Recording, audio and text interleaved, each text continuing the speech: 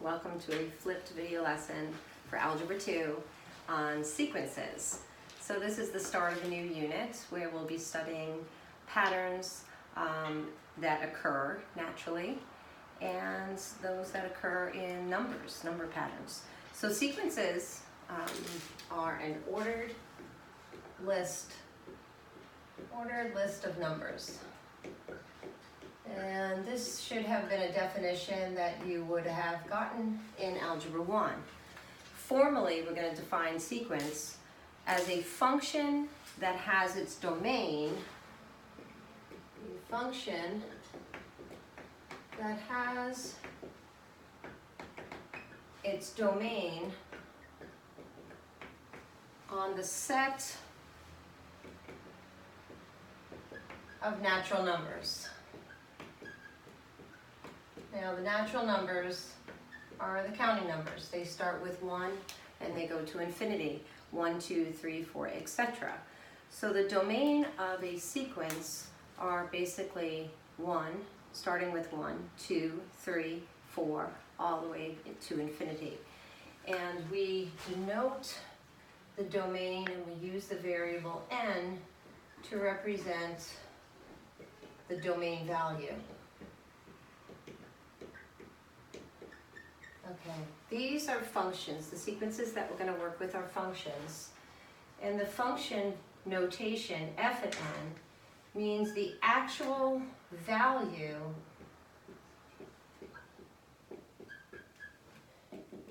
in the place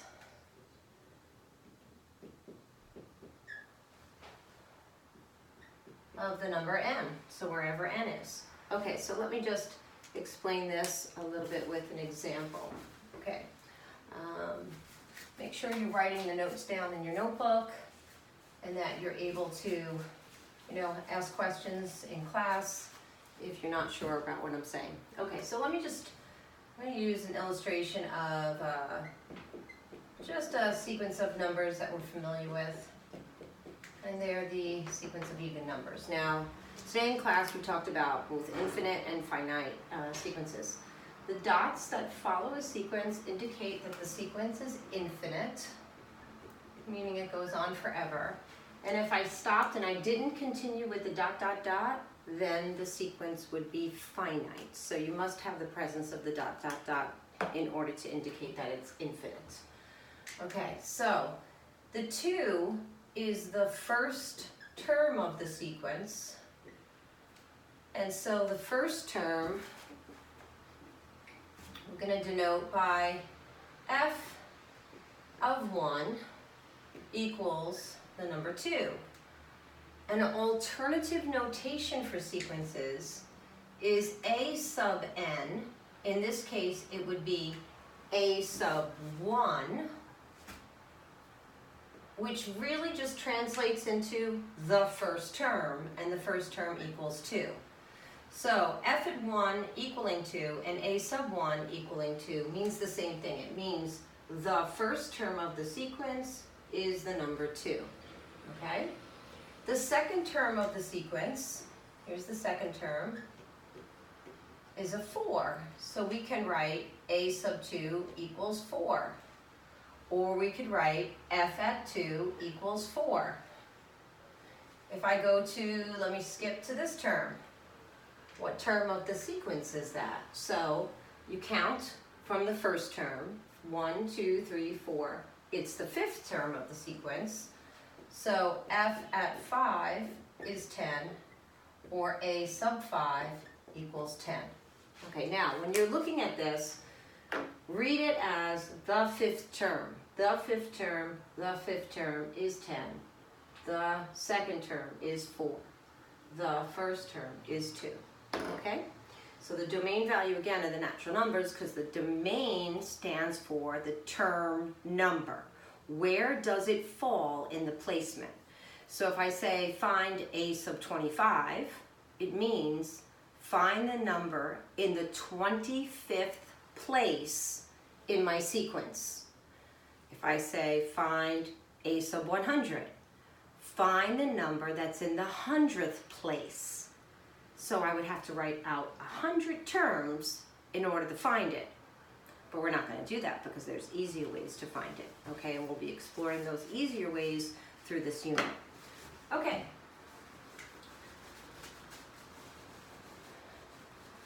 Now there are two different ways to write rules for functions. Two ways to define a sequence. The first way is what's called an explicit definition. Now, explicit definition means it's a function rule, okay? So it's a rule that tells us what we're doing to each of the term numbers in order to come up with the term. Okay, so if I want to write a rule explicitly, I might say that f at n equals 2 times the value of n plus 1. Okay? That means that when n equals 1, I would substitute the 1 in for the n, and 2 plus 1 more equal 3. So the first term of my sequence would be 3. The second term of my sequence is 2 times 2 plus 1. 2 times 2 is 4. 4 plus 1 is 5. The third term of my sequence is 2 times 3 plus 1. 2 times 3 is 6, 1 more is 7, and as you can see, it's generating the odd numbers starting with the number 3. So the sequence is 3, 5, 7, etc. This is the first term, a sub 1, the second term, a sub 2, the third term, a sub 3. If I wanted to find what the 50th term is, then I would let n equal 50. 2 times 50 is 100, plus 1 more, it would equal 101. So if I kept counting all of the odd numbers, like counting by 2s, right, starting with 3, 3, 5, 7, 9, 11, etc. When I got to the 50th term, that term would be 101. Okay, so you see how that works? This, because it's a function, is an explicit definition. An explicit definition, I can plug in any value for n. I could plug in 1,000. Let me find the 1,000th term. It doesn't matter. I don't need to know the first term in order to use the function. I don't really need to know any terms. If I have an explicit definition, I just plug in whatever one I'm looking for, whatever term number I'm looking for. Okay, explicit. The second way to define a sequence, something called a recursive definition.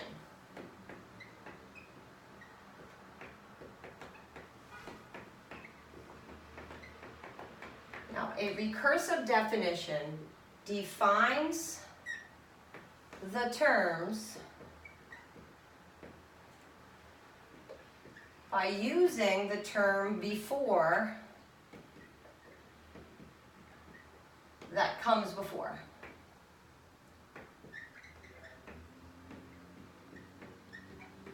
Okay, so for this definition, a recursive definition, you would need to know the term before the one that you're looking to find. Okay, two things we need. One, first thing you need is you need to know what the first term is. Let me take that first out. I don't want to confuse you. So the first thing we're going to need is the first term. If you're not told the first term, you can't do the recursive definition. You have to be told what a sub 1 equals. So a sub 1 equals, that has to be there. A sub 1 equals 4. The next thing that you need is you need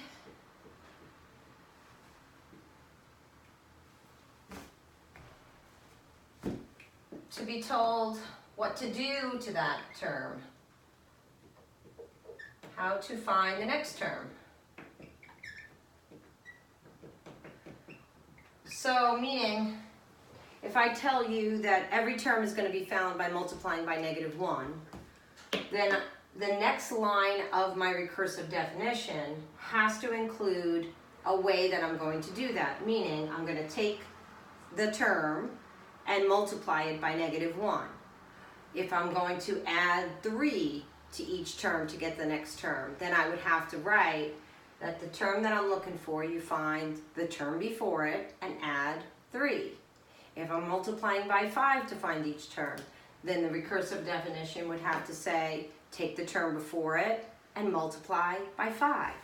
Okay, and this is what it looks like. Okay, so we have that a sub 1 equals 4, and let's just say, I'm going to need to be told how to find the next term. So let me erase this, give myself some room.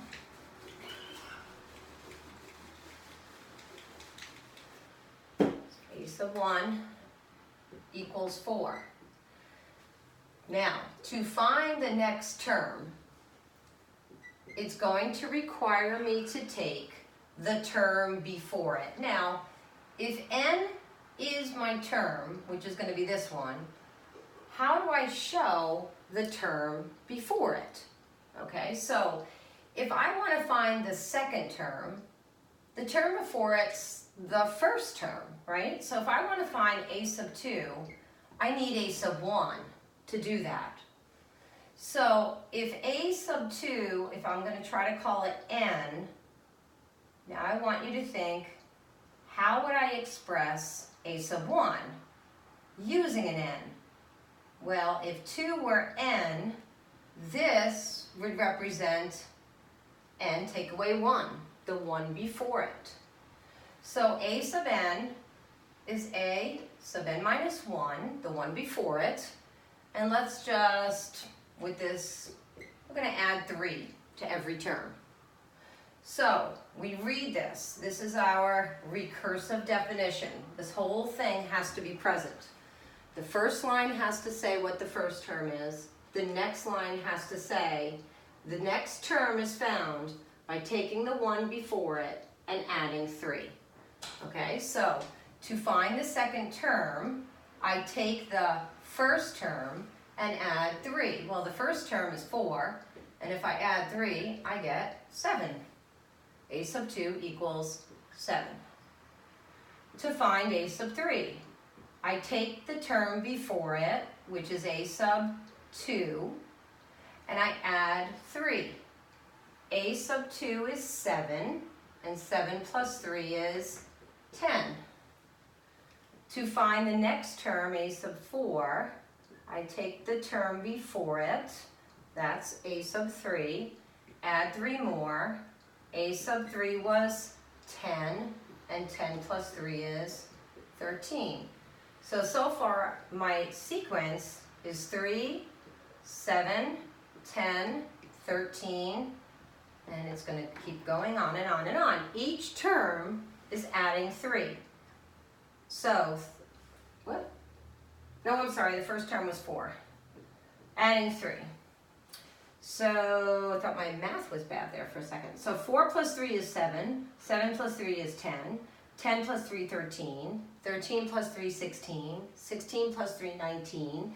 Now, the only problem about a recursive definition is, what if I want to find the 50th term? I don't have a way of finding the 50th term. But I do have a way of writing a definition that will help me find the 50th term. Now, all of these sequences that we've been talking about fall into a classification, this one in particular, called an arithmetic sequence. Arithmetic, because we're adding what's called a common difference is 3, to each of the terms in order to find the next term. So the common difference between here, d is 3, we're adding plus 3, we're adding plus 3, and so on and so forth. We keep adding 3 to each of the term numbers in order to get each of the terms, okay? So this, because we're adding, is called an arithmetic sequence. Now, if we were multiplying to find all the terms, we would call that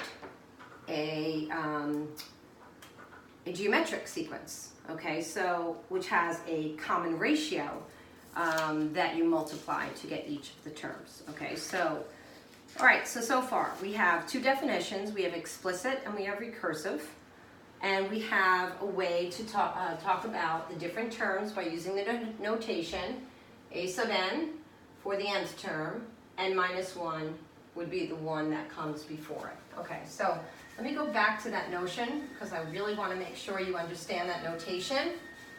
A lot of students find it confusing, so it's important that we just take a little bit of time on it. Okay, I'm just going to use the counting numbers, 1, 2, 3, 4, 5.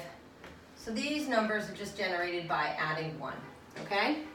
Now, if I just arbitrarily pick one out and call it n, let me call the 4n, right? If I decide, okay, I'm going to call that one n, the one before it would be called the n minus 1 term. The one before that would call the n minus 2 term. The one before that would be called the n minus 3 term. So it would be a sub n minus 3, a sub n minus 2, a sub n minus 1, a sub n. So 5, because it comes after it, would be a sub n plus 1, because it's the next one.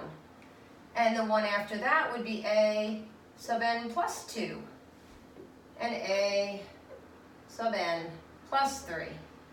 And it really doesn't matter what I call n first. Wherever it is in the line, the one to the right of it is 1 more, the one to the left of it is 1 less. 2 right is 2 more, 2 less is 2 left, 2 to the left is 2 less. Okay, so you could kind of like play with this idea and just keep thinking of the term numbers, what the term numbers are, okay? All right, so we talked about two different functions, arithmetic sequences and geometric. The arithmetic sequence, you add a common difference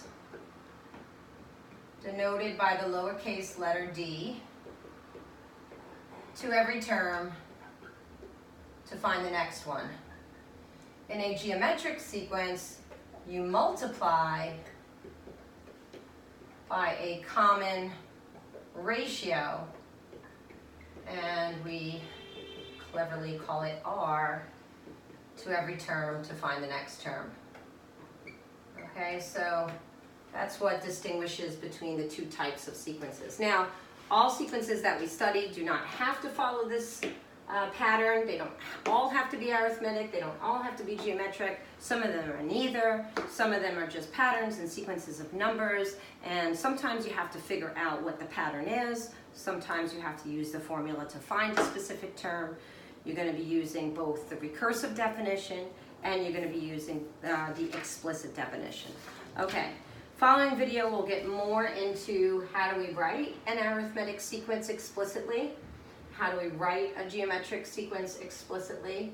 For now, we'll stop and we'll work with these facts. Okay, hope you wrote down all your notes. I'm going to be checking your notebooks tomorrow in class, and please write down any questions. You will be checked, your notebooks will be checked in order to verify that you've actually watched the video.